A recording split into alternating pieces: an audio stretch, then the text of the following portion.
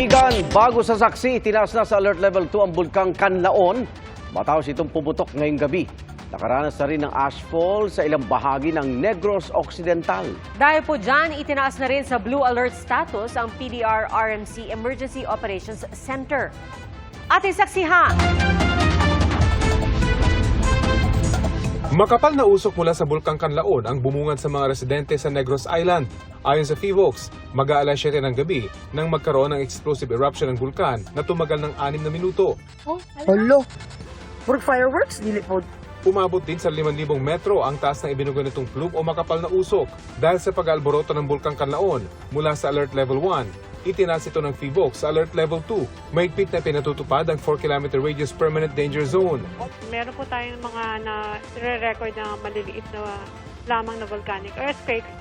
Batay po sa ating visual monitoring, meron po tayong thermal camera dyan sa south-east lower slopes po ng Canlaon. Nakikita po natin na actively po na nagdidigas ngayon. Ang Canlaon, meron pong plume na pawang hindi po na dire-diretso po siya.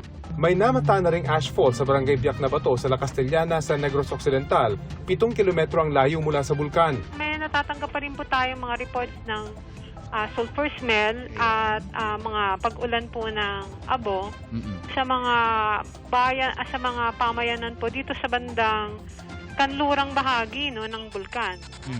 At ito po ay mga bine-verify pa po ng ating team. Patuloy ang monitoring ng FIVOX.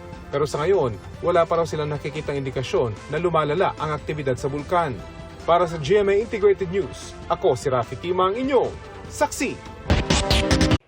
Mga kapuso, sama-sama tayong maging saksi. Mag-subscribe sa GMA Integrated News sa YouTube at para sa mga kapuso abroad, samahan niyo kami sa GMA Pinoy TV at sa www.gmanews.tv.